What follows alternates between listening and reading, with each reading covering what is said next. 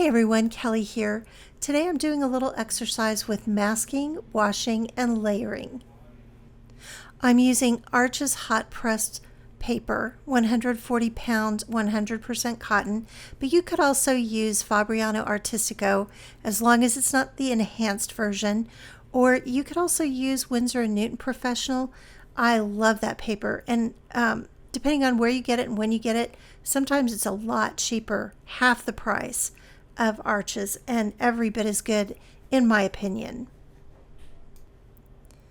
I'm using a special tape called Oranda Washi tape, and the purple tape is for delicate surfaces. It won't abrade the paper. It won't take up the paint when you mask over areas that you've already painted. And I'm very serious about my hard edges. If I'm going to do a hard edge, I want a nice, crisp, sharp line, and this washi tape gives that to me.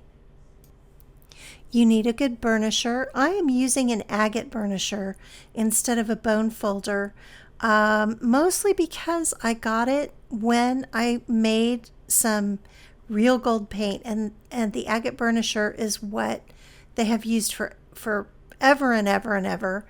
And I found that it's a really good burnisher for this tape, and it's very gentle on the paper. It doesn't leave any marks, so I highly recommend it. I got mine off of Amazon, and they're not terribly expensive. But you could also just use a spoon.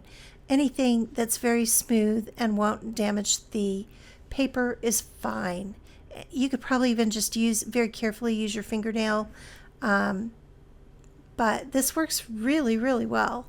As you can see, I taped off a rectangle, and starting from the opposite corners, I put a piece of tape down, and then I just put another piece of tape against that until I got to the edge. And on one side, I did nickel yellow azo, and on the other side, I did dioxazine purple. But it really doesn't matter. You don't have to use these same colors at all. It's good for a color study, so you can see what different colors do when you mix them together and layer over each other. So basically what you do is you just peel off on the first triangular section, you paint. You let that dry, you lift up the tape, and then you paint the next triangle and come all the way back. And you do that repeatedly, so you end up with, in this case, 4 different layers of paint. And for this first step, it's monochromatic. You're building up color. Then again, I went diagonally and I taped.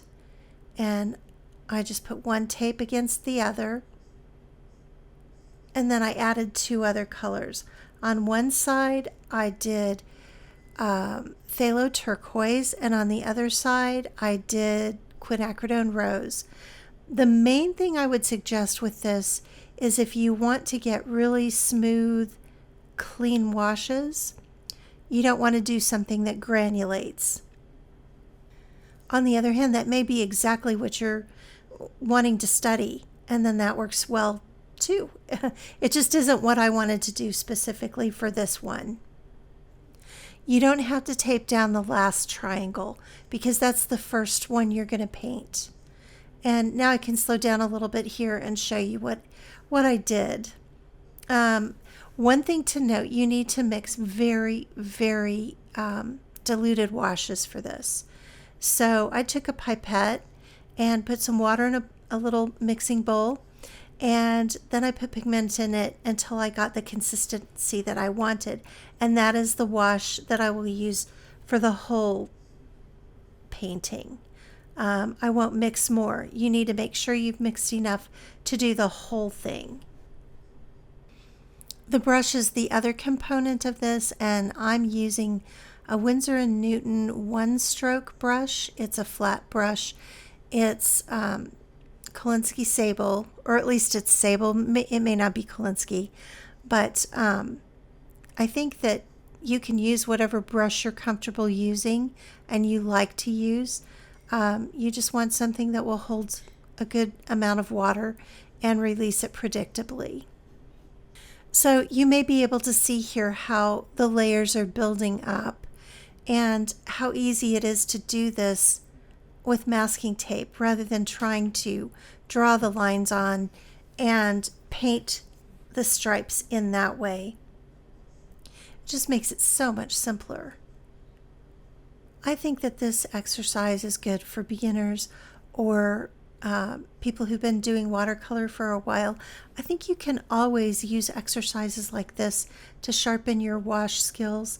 It's one of those that can get really rusty, for me anyway. I've noticed if I haven't done washes in a while, I'm rusty. I also like it for seeing how different colors are going to work together, how they're going to layer.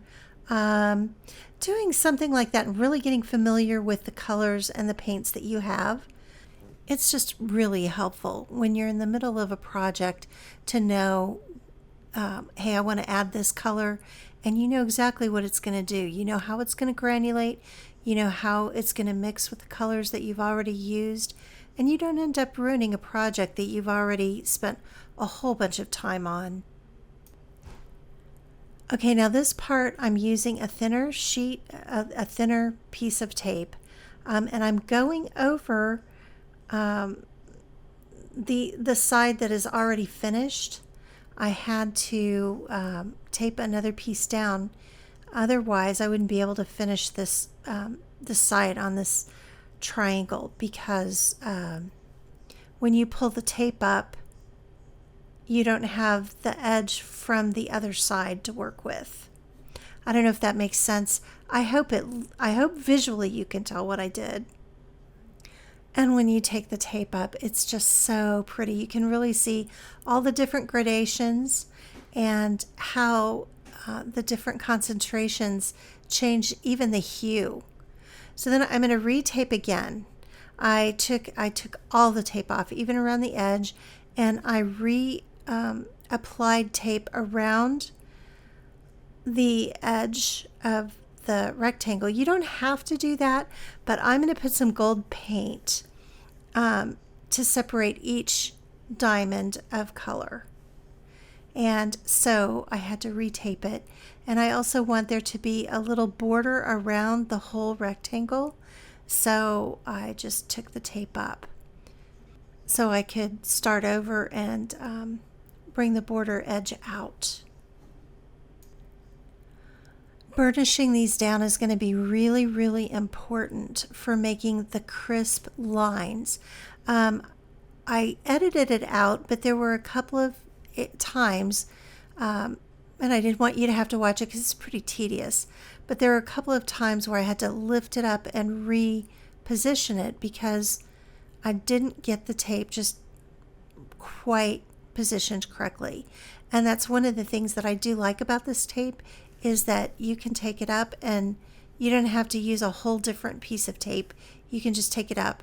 I'm using Finetec gold. I'm not sure which gold it is. It's in the I'll put it in the description. I can't remember what it's called. But it's basically just kind of a standard gold color. I think it's Inca gold.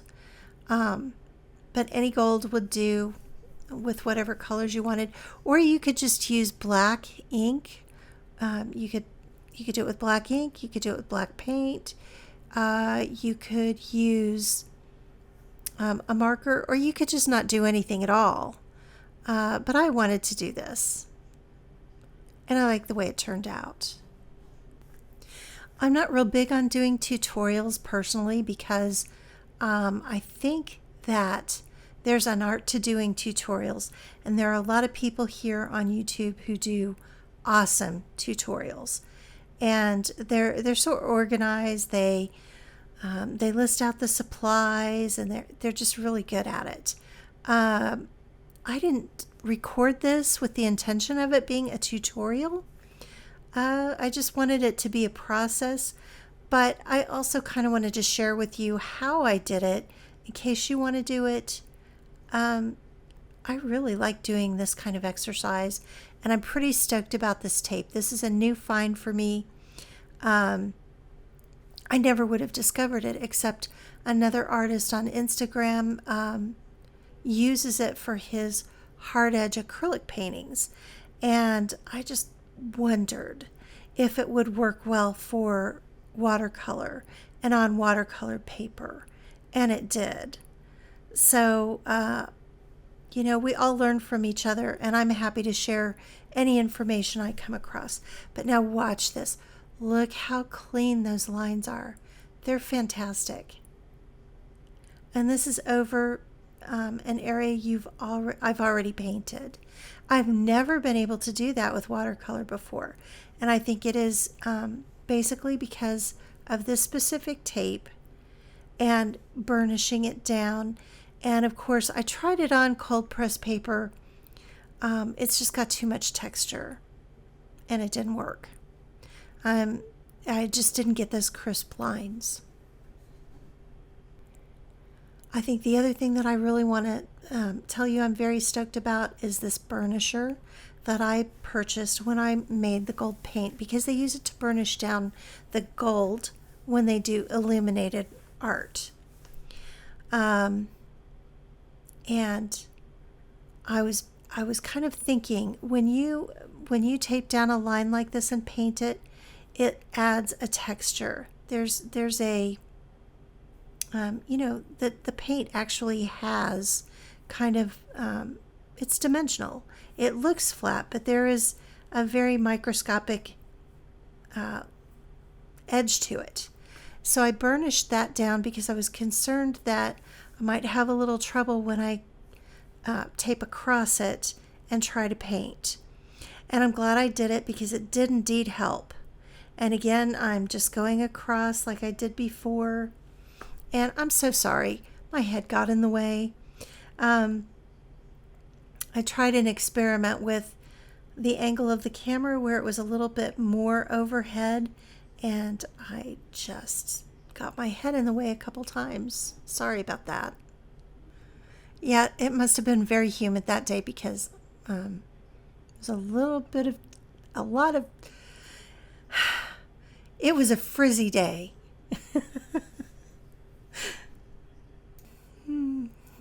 And I'm taking a class this summer. I'm taking a college drawing class at the community college. We happen to have a pretty good fine arts program here at the college. And I've been wanting to take some classes for a long time, but my schedule just never permitted. And these classes are they're involved.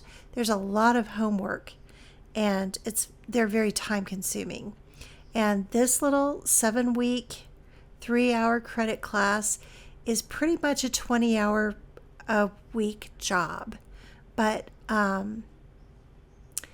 it's really good, you guys. I'm loving it. But I'm also really exhausted at the end of the day. So for the duration of the class, I may not be putting out quite as much YouTube work, but I don't know. I think it's definitely worth it. It's definitely worth it. I'm not going for a degree. I just want to be a better artist. And I think this class is definitely going to help me do that.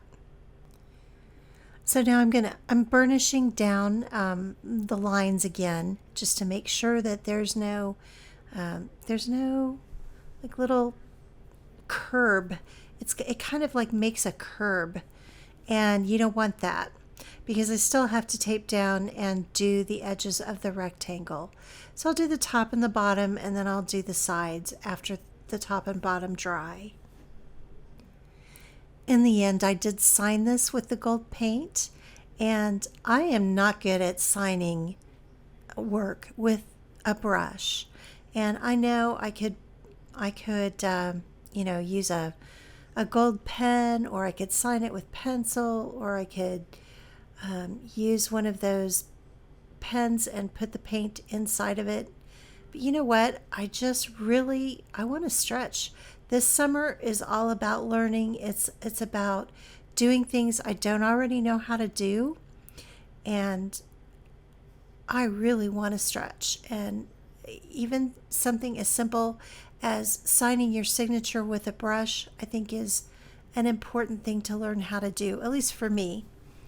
And I'm enjoying the whole process of learning. It's really liberating, and I kind of feel alive again. I don't know, just the pandemic or what it was, but for the longest time, I've just felt so blah and just maybe a little depressed. I don't, not to the point where I need to seek help or anything, but just definitely not myself.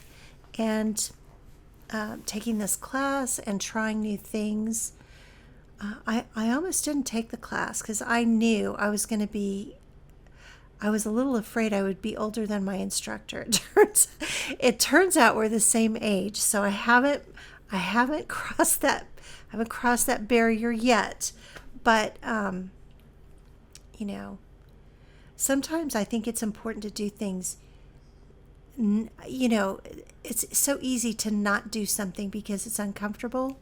I think sometimes when something is uncomfortable, you have to do it. It's a moral imperative. Well, I guess that's enough of my sermonizing for one day. I hope you guys enjoyed this video. Thank you for watching. I hope that it gave you some tools, something that isn't already on YouTube 100 times, isn't too repetitive, but mostly I just want to encourage you to keep learning. I think it's the only way to stay young and vital. And if you are inclined, please give me a like and a subscribe if you haven't already and you feel like my content is worth your time. I would really appreciate it. It means a lot. And in the meantime, I will see you in the next video. Bye, you guys. Take care. Have a great weekend or a great week or whatever. Bye. Even though the mathematics don't say we can't go backwards in time, the laws of thermodynamics do. I found out entropy is a side effect of thermodynamics.